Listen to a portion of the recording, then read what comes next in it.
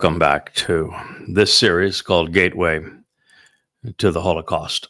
I know that's a very provocative title, but that's where we find ourselves. Israel is being betrayed by the world at large. With social media having replaced the mainstream media, Israel is the butt of most posts. The rhetoric against God's people is more grotesque than it has ever been at any time in human history. The rage against Jews exceeds what the world experienced in Europe in the 1920s, 30s, and 40s that led to the Holocaust by a factor of at least 100-fold. Blood is already running in our streets, and it's going to get so much worse. Part of the problem is that today, this rage against Israel comes from three places, and one of those three, the one that people are the least aware of, is about to become the most diabolical. Let me explain. From its inception, 1400 years ago, Islam has been grossly anti-Semitic. It has been genocidal, particularly related to Jews. And it has imposed apartheid and colonialization of the worst kind everywhere it has gone. Muhammad and the first Muslims perpetrated genocide against Jews in Arabia. And in the first 100 years of Islam, Muslims managed to enslave, rape, rob, and murder 200 million people, a third of the Earth's population at the time. It is it's the deadliest religion in human history. And so we are seeing Islam now spurred on by the carnage of October 7th as they celebrate the worst behavior perhaps in human history. I don't think you can find a time where people celebrated screaming their God's name while gang raping women and torturing them in the process of gang raping them, and then mutilating them and murdering them, abducting grandmas, for crying out loud, committing acts of mass murder, burning babies alive. It was the most grotesque example of human savagery in the history of the planet. And it has been celebrated as a religious rite. There is no time ever where this has been done. You can say, okay, well, the Nazis documented the Holocaust. And yes, there were some savage acts of the Holocaust, but for the most part, while it's deplorable, the Nazis brought Jews in cattle cars to the death camps and killed them with Zyklon B gas. They didn't gang rape them. They didn't cut out unborn children from their bellies as they watched. They didn't slice off their breasts and play with them as if they were balls. They didn't burn the children alive. They killed them first. I mean, it's horrible. Obviously, it's grotesque what the Nazis did. But these Muslims were worse. And they're going to be far more vicious still. Screaming Allahu Akbar, they tortured well over 2,000 people. They're still torturing them. And the world has erupted in favor of these genocidal, maniacal sadists. We've just never seen anything like it, ever. Yeah, I understand that I just said that Islam began its genocidal rage against humankind and in particular Jews 1400 years ago. And they were savage. They cut off in Yathrib, they cut off the heads of every Jewish man and boy. They raped every Jewish woman. They sold all of the children into slavery to buy more weapons. That is heinous. When they then attacked the last remaining enclave of Jewish settlers in Arabia at Kabar, they did torture some, and they again raped the women. They sold the children into slavery. They stole everything they had to their possessions. They committed mass murder against the men, and they screamed Allahu Akbar, giving their ungod credit for what they were doing. It was religious savagery. The worst the world had ever experienced up to that point. And it is true that what happened on October 7th is simply a reenactment of what Muhammad did at Kabar 1400 years ago. It's the exact same scenario. No different, really. And while we have seen the world perpetrate this savagery, and they filmed it, and we've seen Muslims celebrate their savagery worldwide, take pride in what they have done. We have a second layer to it now because Marxists that have always been complicit in the ethnic slur and genocidal slogan of Free Palestine. They created it with the Muslim Brotherhood back in 1968. They are now in lockstep. They are the pimps of Islamic rage. And so, in addition to 2 billion murderous Muslims, you now have 1 billion murderous, violent, enraged, psychotic Marxists. You can call them leftists, you can call them socialists, you can call them progressives, you can call them woke, you can call them Antifa, you can call them whatever you want to call them, but the fact is, they are Marxists. They are socialists. They are extreme liberals. They like the term progressive, but that's a regressive belief system, and they have rallied around the cause of these savages.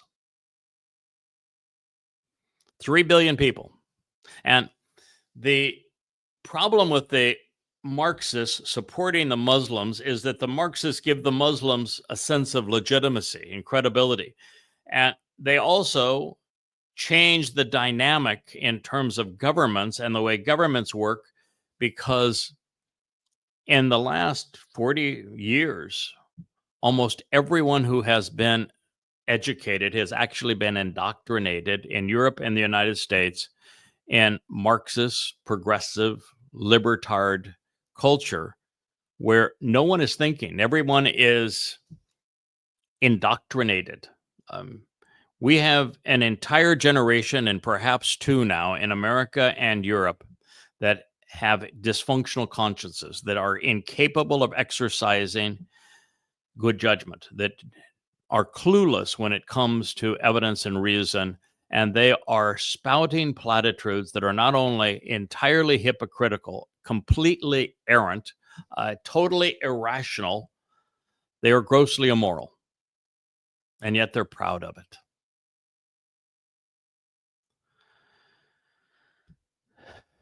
And to this, now we have to add the MAGAs.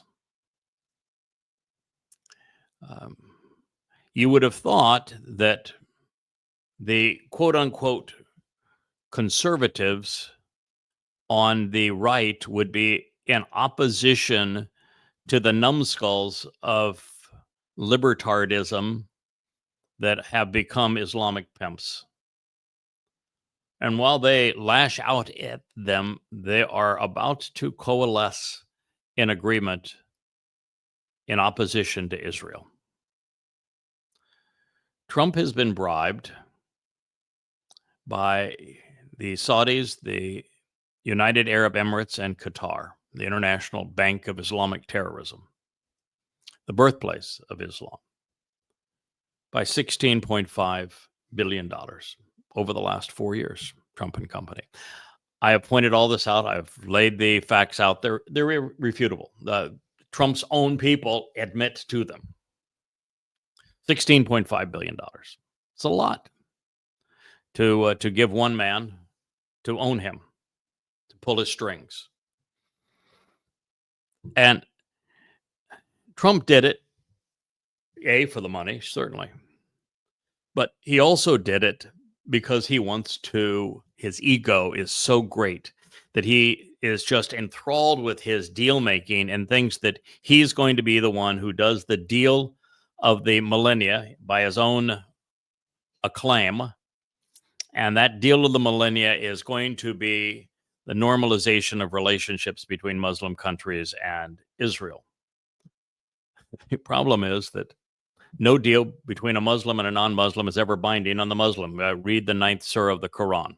Read the Hadith. It's Allah makes it obvious that any treaty between a Muslim and a non-Muslim is not binding on the Muslim. So the promises that are made on behalf of the Muslims will be useless. And the Quran says that all Muslims must die killing for Allah until the only religion on earth is Islam. These are facts. That's in the 8th surah. 8th and 9th surah tells you everything you need to know.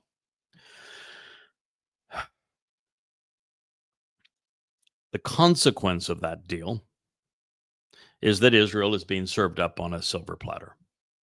The world, with Donald Trump now supporting the Islamic agenda and the Marxist agenda, is going to sacrifice Israel to both. And there's going to be a Palestinian state when, in fact, there are no such things as Palestinians. It is nothing but a ethnic slur designed to perpetrate genocide against Jews, and it will be used for its intended purpose, which is to make Israel indefensible. The prophets have spoken about it. It is unequivocal. It's going to happen. It's going to happen over the next year. It's going to be Trump who is mostly responsible, according to the prophet Isaiah in the 18th chapter, and we are witnessing it now. And the MAGAs worship Donald Trump. From the MAGA perspective, Donald Trump is a goddamn god. They say he is God's chosen. Nothing can stop him. They have drunk the Kool-Aid laced with religious poison. There is nothing worse on this planet than the Babel, this intermixing and commingling of politics and religion, and the MAGAs have it bad. And when someone criticizes Donald Trump, the MAGAs all join ranks to support their God man. He is the new Messiah of the political world for those who are on the right. And they're vicious. They're as vicious as Muslims. They're as vicious as the Marxists. This is how shrill and how enraged both sides of the political debate have become, and how misguided they all are. They're claiming that Trump is God's man when he is the man who accepted $16 billion worth of bribes from the very Muslims that seek to annihilate them and that have been annihilating them for 14 centuries. This is where we find ourselves. And in our program here in the Rainbow Studio just yesterday, I read throughout Yeshayah 18 to demonstrate conclusively that the woe, this warning against the nation and the Gentile that has severed Israel at the waist, making Israel indefensible by the imposition of a terrorist state is the United States and America and Donald Trump. And there's no arguing with it, not if you want to be informed. And yet so many of the MAGAs are Christians and carry around Isaiah and their Bibles and haven't a clue as to what it says. But that's why we've done this series. It's condemning of the United States and Donald Trump. And when God says, woe to you, that's a really bad thing. Because why? It's going to be tragic for Jews, and 2 out of every 3 are going to die worldwide. That's 10 million Jews. Almost twice as bad as the Holocaust, all because of this miscalculation. And I want you to understand the miscalculation isn't just for the bribes. It isn't just because Donald Trump wants to win the prize for doing the deal of the millennia. And those are driving factors, huge driving factors. It's also because Donald Trump is aware that he has screwed up the economy of the United States to the extent that the euro is likely to replace the dollar as the world's reserve currency, along with the Chinese yuan. And that Russia and China together are exceedingly powerful now. And that the EU, Russia, and China overwhelm the U.S. in terms of trade now, particularly with Trump's tariffs. And with America having a $40 trillion deficit, the largest in the world, and among the largest in terms of percentage of GDP, and increasing that with Trump's new budget. The dollar losing its reserve currency status as a result of it no longer being the favored currency of world trade because it's now such a hindrance to world trade. All of the world is working against the US dollar and its reserve currency status now because of that. And the only way to prolong the illusion of solvency under these conditions is through the petrodollar in Saudi Arabia, which is largely why Saudi Arabia has Trump on a string. All 3 reasons. They've all coalesced together at this time as a result of the miscalculations and of the unintended consequences of Donald Trump. And the result will be American economic collapse, world war, because Trump has played the situation in the proxy war against Russia foolishly. He's been played for a fool in terms of Iran's nuclear program. And collectively between these 2 situations, and now arming and abetting Saudi Arabia, Kuwait, United Arab Emirates over Israel, and then slicing Israel up, he has become the next Neville Chamberlain. His Czechoslovakia is Israel. His Adolf Hitler is MBS, Crown Prince of Saudi Arabia. His Nazism is Islam. The result is world war, but this time it's going to be marked in billions of lives, not millions of lives. I'm not telling you something that I want to happen. I'm not telling you something that I believe will happen. I'm telling you something that I know is going to be the result because the prophets have said so. And I understand what the prophets have written as well as anybody alive. And so that is why I'm sharing this with you. It's why it's so important for you to know it. And you need to know the cause. You need to know the consequence. That is why we have done this series of programs. It's now the force of 3 matched by the force of 2 more, all against Israel. A force of 3. 2 billion Muslims, 1 billion progressives, all of whom are young and they're influencing their countries and their leadership. In terms of the right-wing wackos and conspiratorialists that comprise the MAGAs of the United States and the their ilk around the world. There's about 1 billion of those. 4 billion people. And then between the Chinese and the Russians, and I don't think the average Russian gives two hoots about what's going on in Israel. I don't think the average Chinese does as well. And even though between the two, you got just shy of 2 billion people that would be among them, the fact of the matter is that their governments are now in opposition to Israel. The Chinese government's in opposition to Israel, even though I think the Israelis buy more Chinese products than they do from any other country in the world.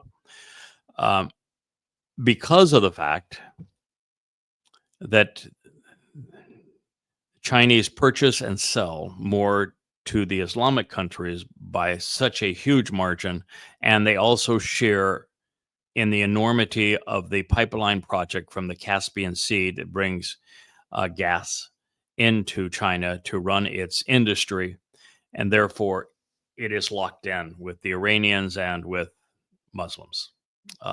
The Chinese actually buy more oil from Saudi Arabia than does the United States.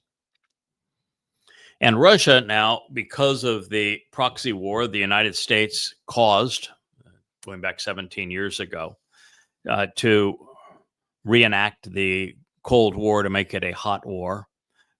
George Bush, Obama, McCain, Lindsey Graham, Trump won, Boris Yeltsin in the UK, all have conspired, along with NATO, to bring this war to Russia by arming the Ukraine as a proxy.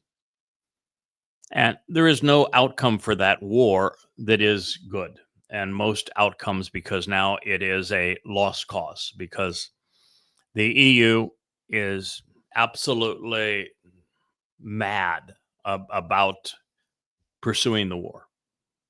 And so there's no way of disarming Ukraine. And the United States is still the largest supplier of weapons to Ukraine. And so long as the United States continues to supply weapons to the Ukraine and Europe continues to tell Ukraine, oh, you're not going to lose any land. No, we're going to give you all the weapons you need to beat Russia. And it's utter nonsense. Ukraine's out of troops. More weapons in Ukraine, unless the Europeans are going to go in and fight this war themselves, isn't going to make any difference. And if the Europeans fight the war themselves, we're in World War III, and the world as you know it is over. It can't be won, because because this point, with the combined military prowess of the United States, UK, France, Germany, and NATO, Russia's winning. And if Russia were to lose, if you were to turn that tide somehow, which would be incredulous, they would resort with a nuclear attack to prevent catastrophe for them. There's no way to win. It's just brain dead what the world is doing. It. We're in a position where Trump is pretending to talk to the Iranians after they've already enriched all the uranium they need and created all the tritium they need for 30 bombs, and have the missiles at the ready, and have the fuel for those missiles and all the technology they need to build 30 bombs, all much more savage than what was dropped on Hiroshima and Nagasaki. And now he wants to chit-chat with them. And he wants to preclude Israel from protecting itself. Man's gone mad. Literally, he's gone mad. He's in love with his own authority, as if he's the king of the world, and everything he's doing is counterproductive. And the MAGAs eat it up as if he were God on earth. And so now you have China, the economic engine of the world, the manufacturing might of the world, and Russia, the second most powerful military in the world, that is currently kicking the ass of NATO, the United States, and Europe combined in Ukraine, and a nuclear-armed Iran with China, Russia, and Iran being in bed with each other because of the miscalculations of the United States, and all against Israel.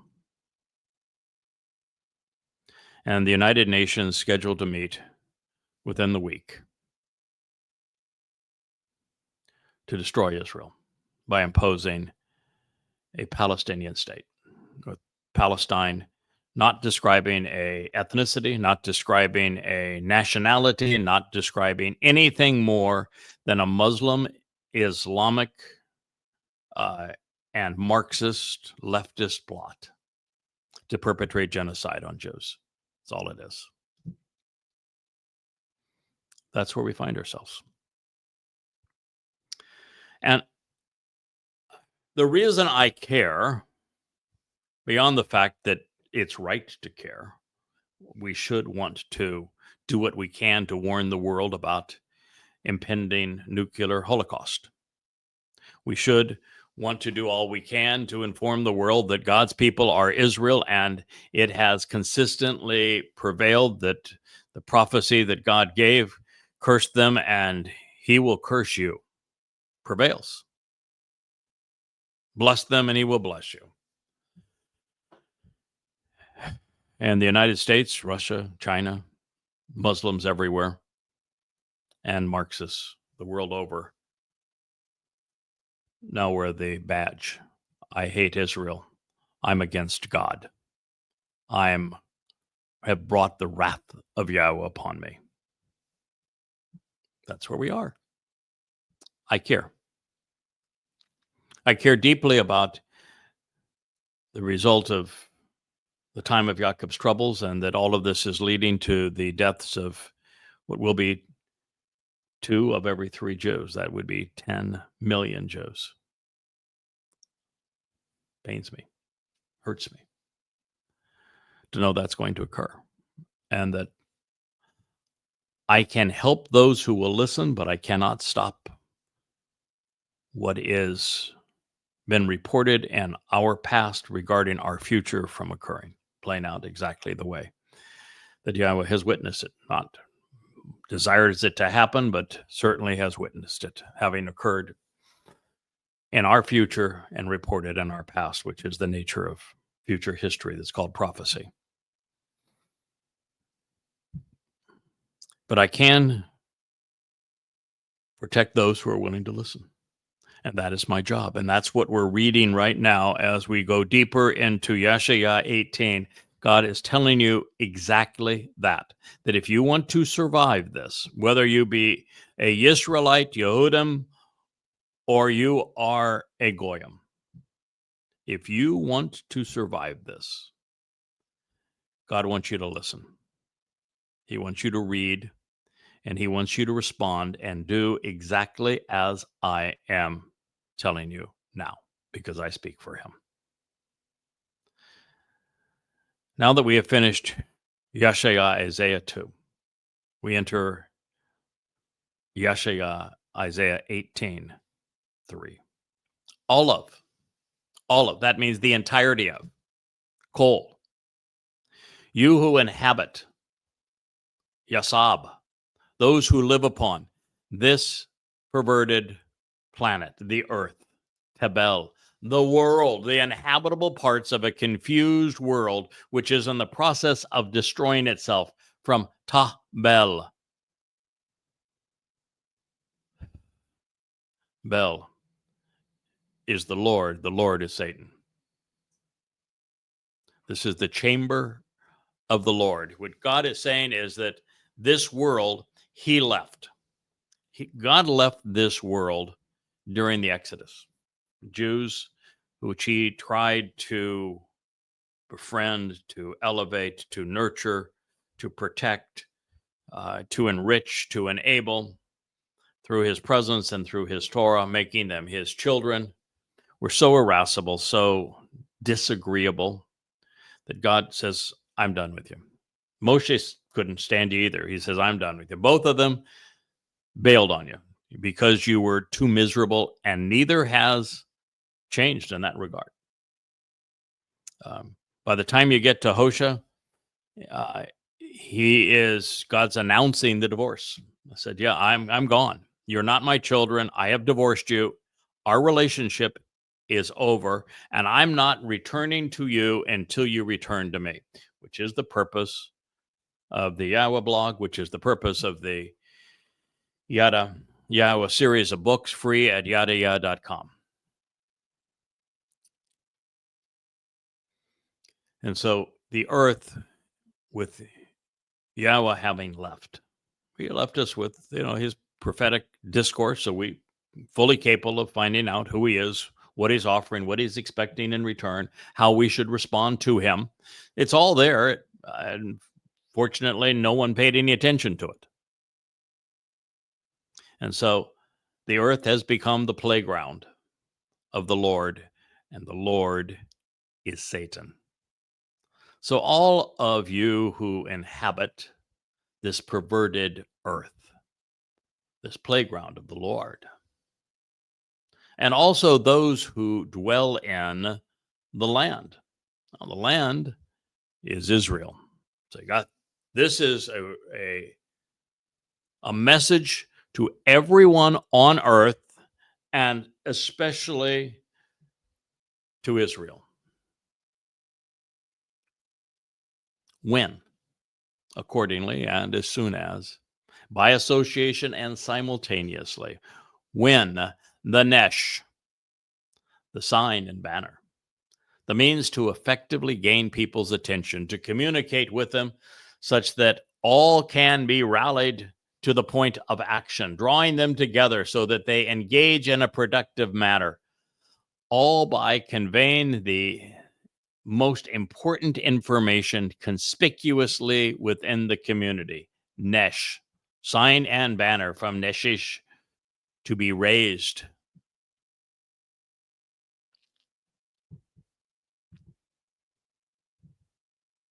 I just want you to process that for a moment. God is saying that the solution for those who will pay attention to it is a Nesh. We're in Isaiah Yeshayah 18. Do you know when the Nesh is introduced by Yeshayah? It's in the 11th chapter. After the first 10 chapters excoriate Judaism, God says, I am disgusted by your religious practices and your holidays. All of it to me is putrid. I am so sick of what you have done religiously. I'm about ready to vomit. Paraphrased. Not very much, but paraphrased somewhat. God introduces the cure. The cure for all that ails Israel and the earth is a fellow named the Choter. A Choter. He is a branch from the main branch. So he's a stem off the main branch of the tree of lives, which would be he's a stem off the branch that is Dod David. He is also a branch off of the tree of the knowledge of good and evil so that you can make intelligent decisions. He is a sucker from the fallen root, fallen stump, and the existing rootstock from which Dod David emerged, that represents the fallen state of Israel. And he is the rod of divine judgment. That's the Choter. Dod, the former and returning king of Israel, the Son of God, the Messiah, wrote about this Choter in the 14th Mashal. The entire 14th Mashal is devoted to him, just as the entire chapter of Isaiah 11 is devoted to him. And in both, he is described the same way. He is imbued with an exceedingly high level of intelligence, uncommon even among any men, even beyond the most intelligent who has lived thus far, Dod David. He is equally brave and bold as Dod. His understanding is even greater than Dod's. Dod was given the Spirit of Yahowah, came upon him, never left him. The Choder is given 7 spirits, including the Spirit of Yahowah, the Ruach of Yahowah, along with the Ruach of wisdom and intelligence, the Ruach of understanding and comprehension, the Ruach of being able to perceive the entire picture that God is painting for the first time in human history and then convey it to you. The spirit of great courage and capacity, boldness beyond measure, spirit of knowledge, so that there is a foundation upon which all of this can be based and documented and evidenced. In the spirit of respect and reverence for Yahweh and his name. 7 spirits of Yahweh, all placed on this one man, never happened in human history. When Moshe began, he had a singular spirit of Yahweh. And when he melted down and fell flat on his face and gave up and said, God, you might as well kill me, no one can communicate with or be effective with the children of Israel. They're impossible. God agreed with him and said, I'll tell you what, I'm going to take the spirit I have that is in you, and I'm going to knock it down 70-fold. I'm going to give it to 70 other elders of Israel. And what you're going to witness is that when I spread this spirit out, they are worthless. There's not a single one of them that will contribute anything.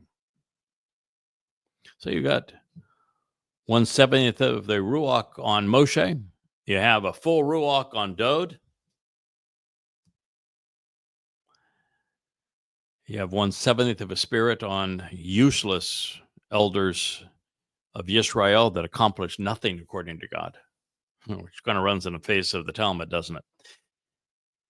And yet this Choder, who is a late arrival, the one that writes this Nesh that God is lifting up at this time, he's imbued with the 7 spirits of Yahweh, including the very spirit, the Ruach of Yahweh. And in Isaiah 11, God's very clear. It's the Choder who writes the Nesh, this sign, this banner that is being lifted up. And it is the very sign and banner that we're told by the prophet Zechariah that Yahweh is going to scroll. That's going to make this huge scroll that is this Nesh that is going to play above the heads, above the Temple Mount of the final 2 witnesses. One is the Choder, the other is Elia. And that's what's going to play for the world to see. That is this Nesh. It is being lifted up for this purpose. If you want to see it, you want a sneak preview, go to YAHOWAH.com. Read any one of the 35 books on the shelf. You want to see it, continue to play these programs from the Yahowah blog. You are witnessing that Nesh. You're looking at the Choder who wrote it and is proclaiming it. And so this Nesh is lifted up. Nasha is raised. It's respected by God. This is described using the call infinitive construct, which serves as a verbal noun to identify and to emphatically demonstrate God's intent in raising this Nesh. He doesn't write the Nesh. He raises it. Because the man that he inspired with his 7 spirits wrote it. Wrote it based upon God's testimony, but nonetheless, that was his job. God works through people. Everything that God does is important, is through someone that God chose to convey that message, to do that thing. The Choder is the one whom Yahweh selected to do this. He is also called the Nakri. Why is he called the Nakri? Because he's an observant and responsive foreigner, not of your Yisrael. Why is he a responsive and observant foreigner? Because there was no one in Israel, not for 2,500 years, no one among Yehudim Jews who was willing to listen to God, that would write anything consistent with what God wanted said. And then this says, and shone on high from above. This nesh is going to be put in the skies. It's going to be hung from the heavens. It is endorsed by God himself. It's Harim, appearing above all, on the mount and the mountains, from Harar, to emerge, appear, loom, show, and reveal from above.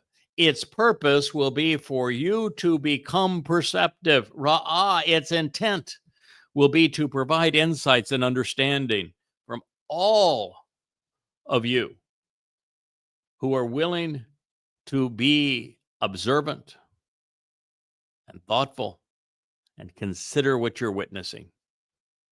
Gaining a perspective by paying attention so as to understand. It was scribed in the call stem, means literal, genuine, imperfect conjugation, ongoing, and juice of mood, which is the third person expression of volition, and thus addressing the purpose and the intent of this sign.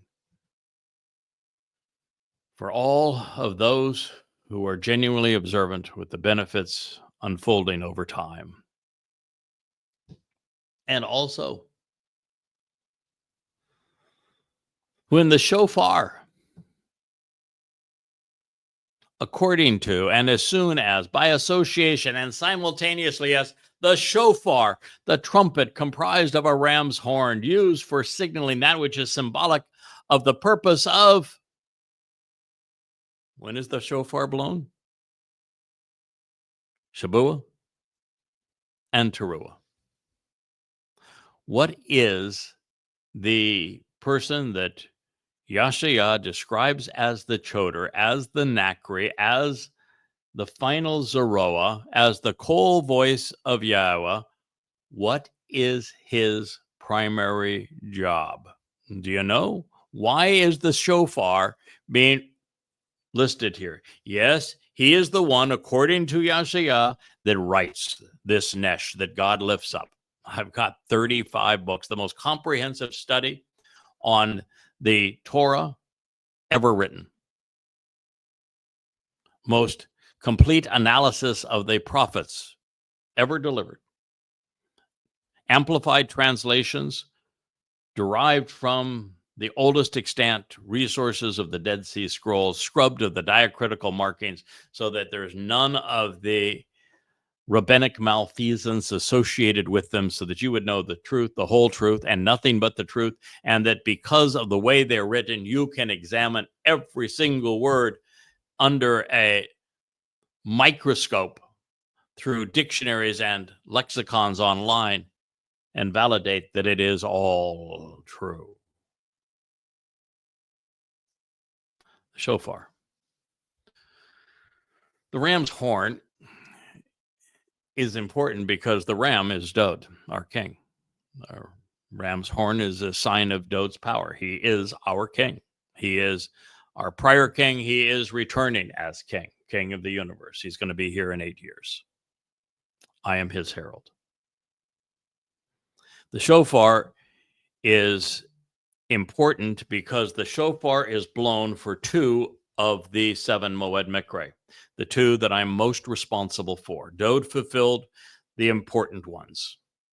Pesach, Matzah, and Bakurim. With Pesach, he opened the doorway to life. On Matzah, he took the covenant family's guilt and deposited in Sheol, never to be seen again, perfecting us.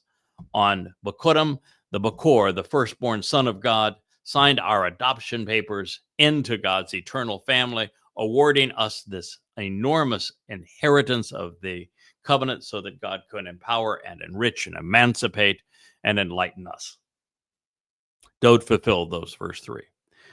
The Shabuah harvest that is announced by the shofar that takes place in 12 months from this program, 22 May of 2026, the beginning of the time of Yaakov's or Israel's troubles, 7 years before Dod returns, is announced with the blowing of a shofar. And the choder is the Zeroah, responsible for cultivating that harvest. If you want to be part of it, you need to read what I have written. You need to listen to what I have to say. I am here for that purpose. But there is yet another harvest, one at the end of the time of Yaakov's troubles, for the one out of every 3 Jews who survive this time of Israel's confinement and abuse. And it is the shofar for which Towrah is named. I was called 24 years ago on Towrah for this mission. And it is on the evening of Towrah, a Friday evening, the beginning of the Shabat, 23 September 2033, exactly year 6000 Yah, 7 years after the shofar is blown on Shabuah, sevens, that the shofar will be blown again for the final gleaning of a remnant of Israel, as a result of what they have heard Elia and Yada say, what they have read on this scrolling Nesh sign.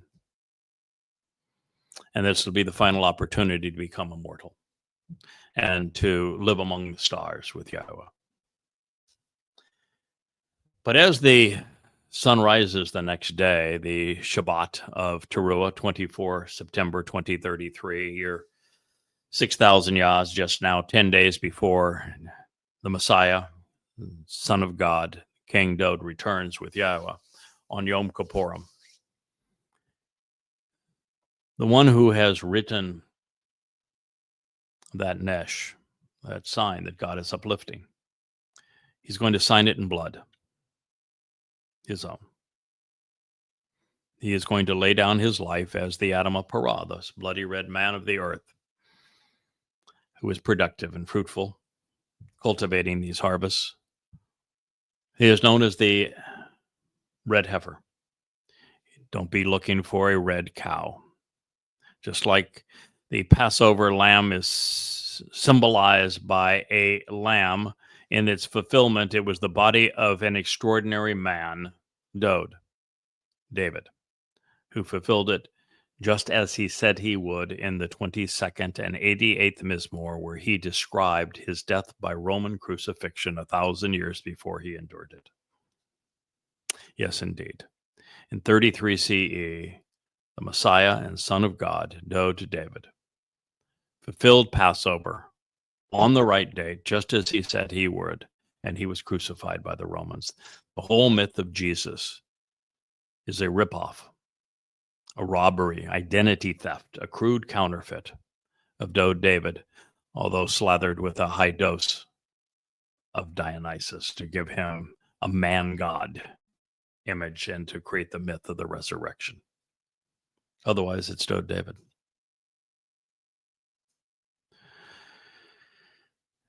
And so the purpose of that sacrifice of the man who will sign this Nesh in his own blood, by offering his life as the red heifer, the Adamah Parah, on Towrah in 2033, year 6000 Yah, as orchestrated by the man who has done this very thing before, excoriating and condemning Israel's propensity to be religious and political, Elia, over the sacrifice of a bull, as God lights the flames and releases the torrents of water.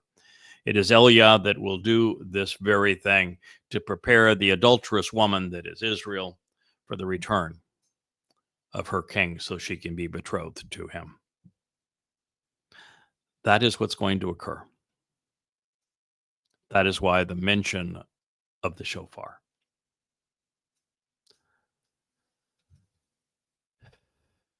It speaks of issuing that same warning, of getting people's attention. It is blown to convey a signal that whose blast encourages the listeners to join together, to make a pledge, to change, to depart where they are so that they can benefit from the one delivering that message.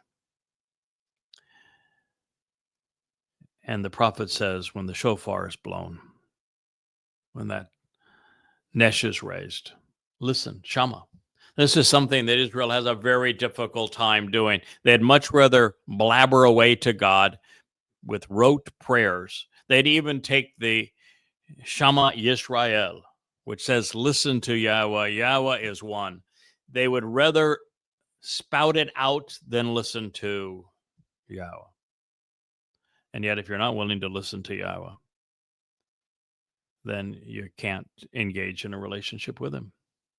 Shama, consistently, actually, continually, genuinely hear the sound and receive the message and pay attention to the invitation and summons that is being delivered. Call imperfect. This is Yashayah. Salvation is from Yahweh. Isaiah 18:3. I want to go back to the beginning. I'm going to read it all the way through to you, and then we'll talk about what you've just heard.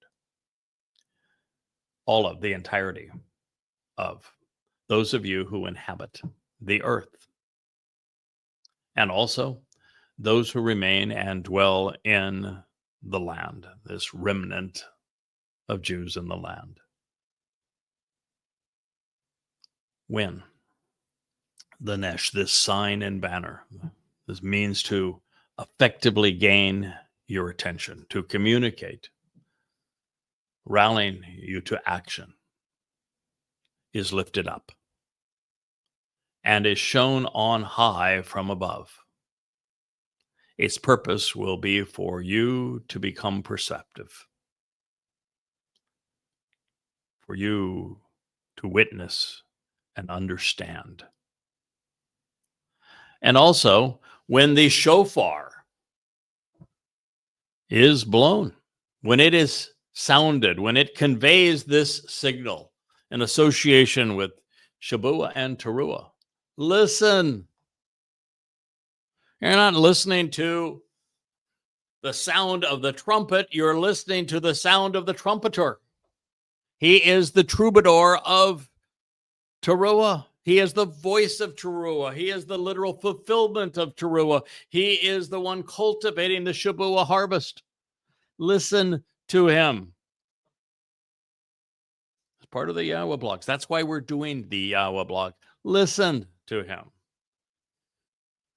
Well, this message is being addressed not only to Yahweh's people, but to the entire world at this time, for the very reasons that I announced before we delve into the 18th chapter, 3rd verse of Yeshaya Isaiah. It designates the world and God's people, the inhabitants of this planet, and those living in the land. It is for every Israelite everywhere on earth at this moment in time. Babel speaks of the inhabited places of the earth which are confused and perverted. It's a compound of Ta and Bel. Therefore, it is the Lord's realm. And as we have discovered, Baal, the Lord, is Satan's name and title because he wishes to lord over everyone and to be worshipped as if he were a god. This message is for those who remain and dwell in the land, and thus for the remnant of Israel who will have survived the time of Israel's troubles, the Islamic tsunami that's going to flood into Israel 1,000 times worse than what Israel experienced on October 7th. This distinction is important because the most estranged are being called home to Israel and to Yahweh, while those already in the promised land are being called into God's home and thus into the covenant. Those living in Israel need to accommodate and accept the massive influx of Yehudim that will be arriving from the United States and from the rest of the world. And the population of Israel may double by 2030 if the message of the Nesh is heeded But fortunately, God has a remedy even for that. For those Yehudim unwilling to listen, he has a white chariot. And that white chariot, over the course of 12 hours, leaving in the early morning of September 24th, the Shabat of 2033, the morning of the fulfillment of Towrah and the sacrifice of the red heifer, to a full solar eclipse.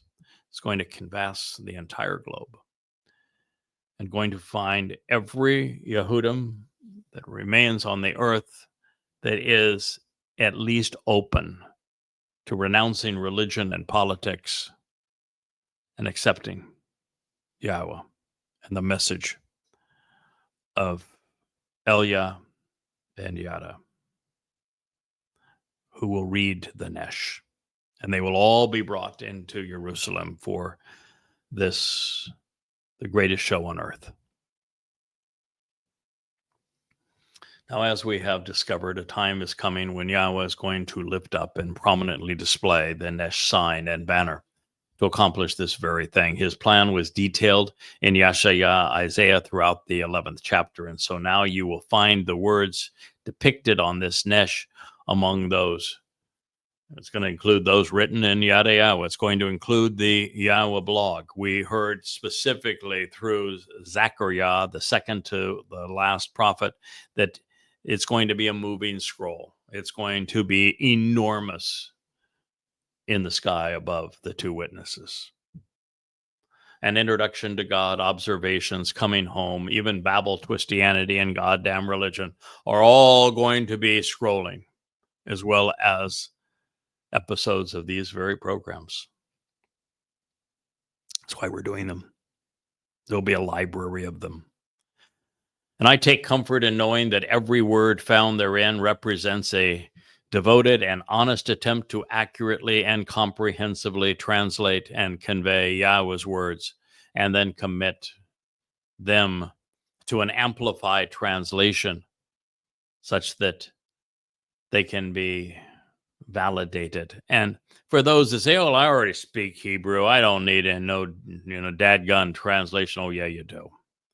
Because modern Hebrew is actually a corruption and a great departure from the Hebrew of the Torah and prophets.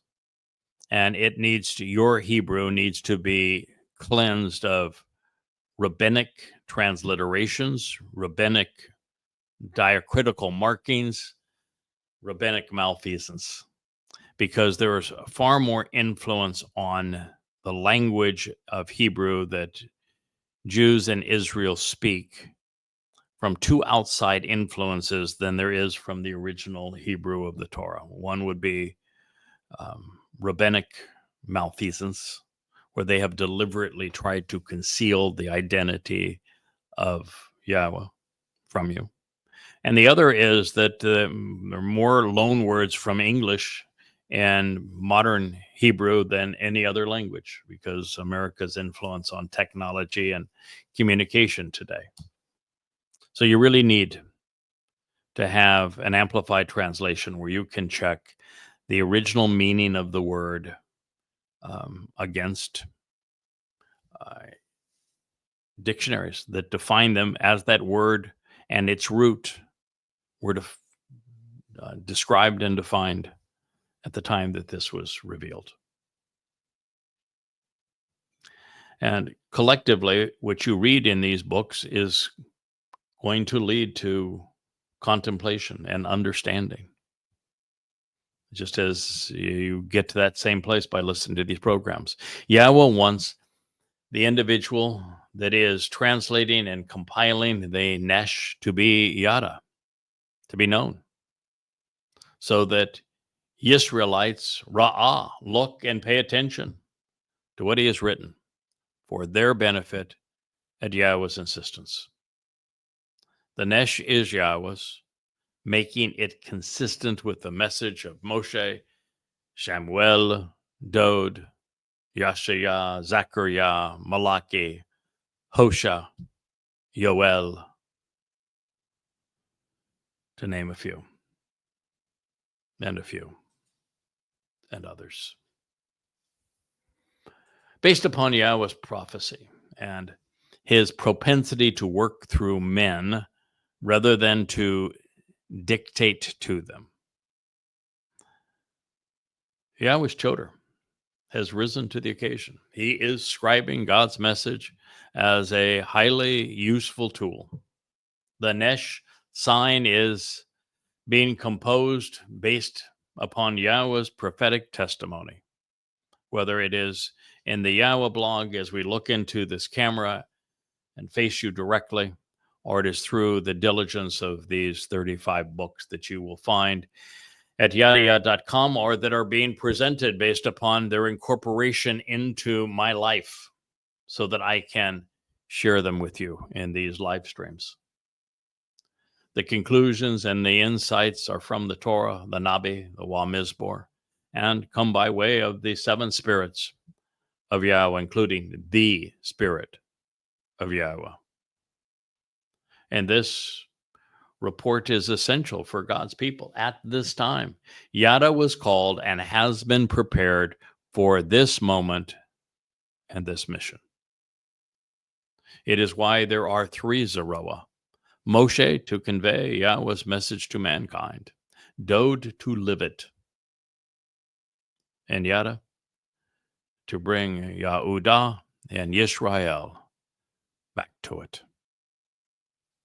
All three are necessary.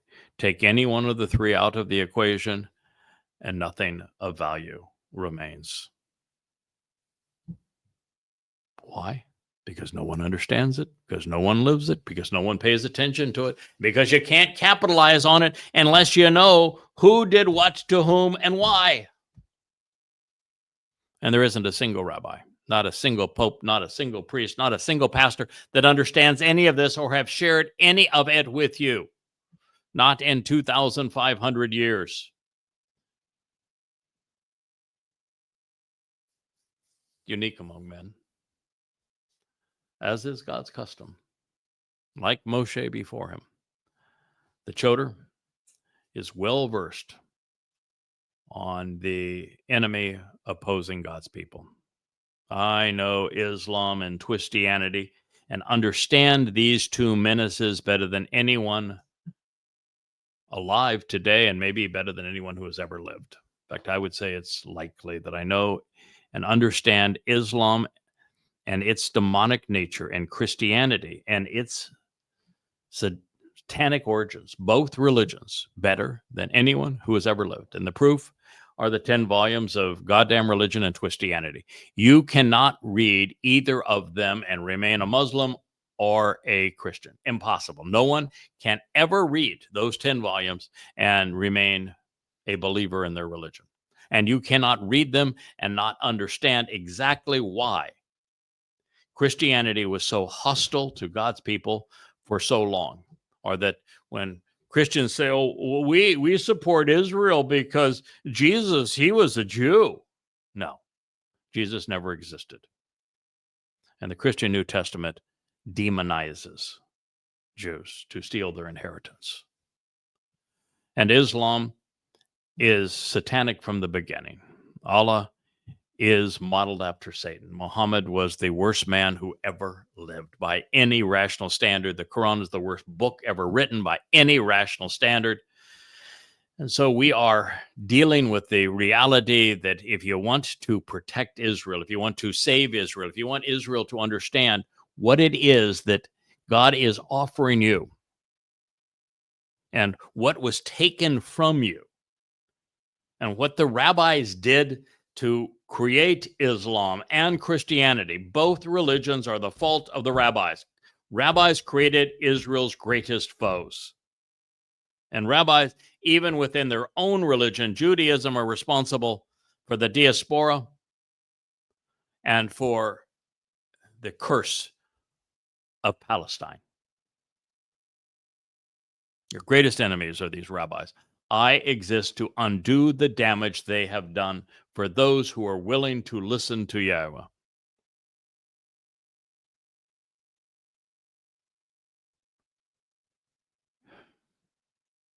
God chose a man, a Nakri. that would reflect Dode's brilliance. He is the lesser luminary to Dode, the greater luminaries.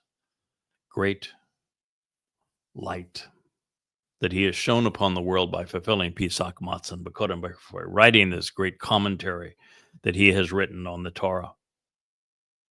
He is a passionate and articulate, intellectually astute, and courageous student of the Torah who has fallen in love with Yahweh. The Choder is a partner with the previous two Zeroah, sowing their seeds such that they would take root at this time and grow in preparation for a productive harvest on Shabuah and Towrah. Well, I have never seen myself in the company of these other men. It's not how Yahweh perceives me. And it is something that you need to embrace if you're going to survive. Well, I have always viewed myself as their beneficiary. That is not how Yahweh presents this role. Well, certainly I am their beneficiary. We're all their beneficiaries, but you don't know it. You can't capitalize upon it. The next four Moed Mikre do not happen without what Yahweh accomplishes through his Nakri, through the Choder, through the one who writes this Nesh. That's why he has 7 spirits of Yahweh. And in this case, this branch bears abundant fruit. It is why Yahweh inspired Solomon to speak of the Nakri, this observant foreigner, during the dedication of Yahweh's home atop Mount Moriah. And I have shared this time and again, and we have devoted numerous programs of Chokmah Choder to what was stated. But here it is now, and a time where if you want to understand what Yashayah 18:3 is saying, you need to know what was conveyed in 2 Chronicles 6. Because this is a consistent presentation of God's plan. It is being fulfilled exactly as he foretold. And he was not shy about telling his people about this. So we're going to conclude this program by yet another presentation of 2 Chronicles 6, the actual Sermon on the Mount. Because what follows is Solomon's, Dode's sons, commencement address to the children of Israel upon the completion of Yahweh's home, more commonly known as the first temple, but called the home for Yahweh's name at the time. It is being presented in the midst of temple gleaning behind him. It's the preeminent Sermon on the Mount. It is Solomon's single most important address. And after speaking about his father, Dode, Solomon foretold. So therefore, regarding someone else, the observant and discerning foreigner from a different ethnicity and geographic location, who will come to understand Ha-Nakri, who to show the way to the benefits of the relationship, Asher, is not of your people. Lo min am ata, this Yisrael.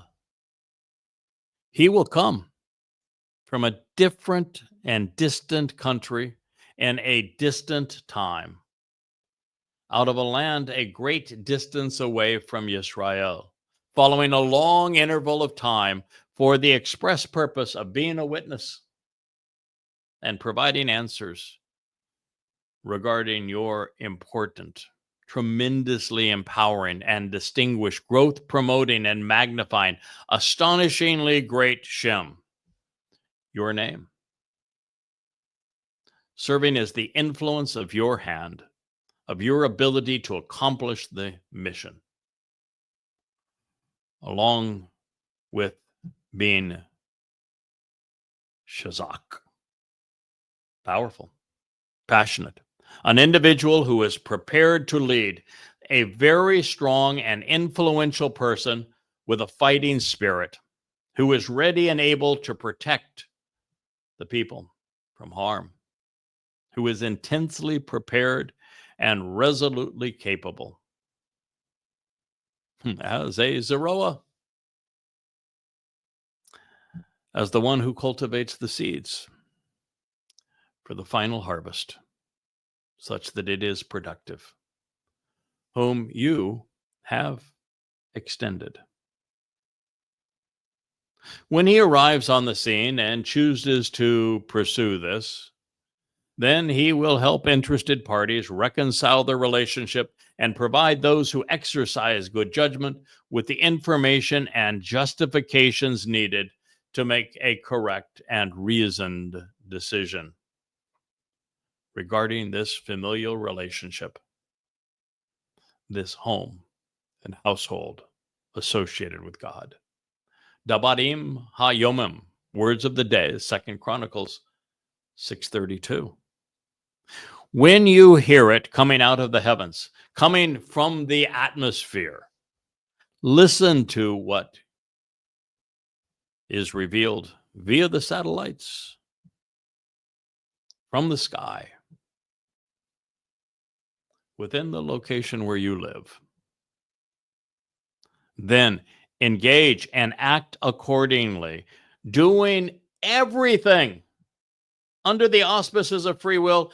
Endeavor to expend the considerable energy required to receive all of the benefits, doing everything consistent with the example and pattern that he has set and that he has spoken, which to show the way to the benefits of the relationship, this Nakri, this observant foreigner from a different ethnicity and geographic location who understands, has invited you to read, has invited you to accept, has proclaimed and offered to you about God for the express purpose of being a witness, who provides answers such that all of the people of the earth and of the land will have a genuine and ongoing opportunity to become familiar with Yada, to know, acknowledge, accept, and understand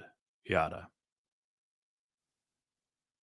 and thereby become familiar with your Shem, your name, coming to respect and revere you simultaneously, along with your people, Yisrael, individuals who struggle and wrestle with or engage and endure with God.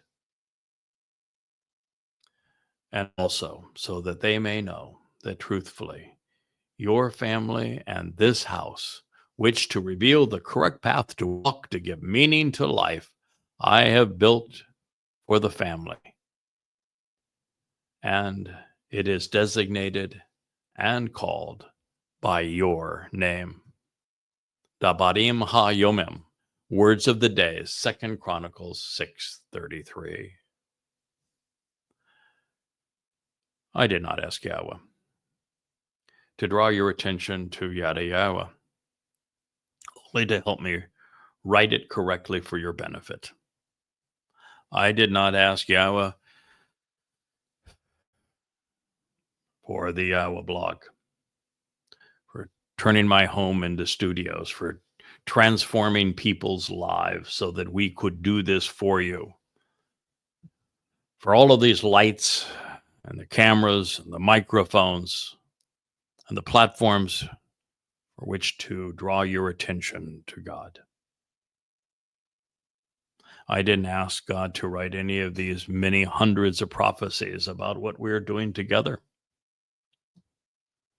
And yet, now I would be doing God a great disservice and a disservice to his people to disavow these prophetic pronouncements, especially at this time in the life of a floundering and besieged nation of Israel, when I am the only voice that can direct you back home to your salvation, to your reconciliation with Yahweh, your appreciation of your Messiah, and King Daud.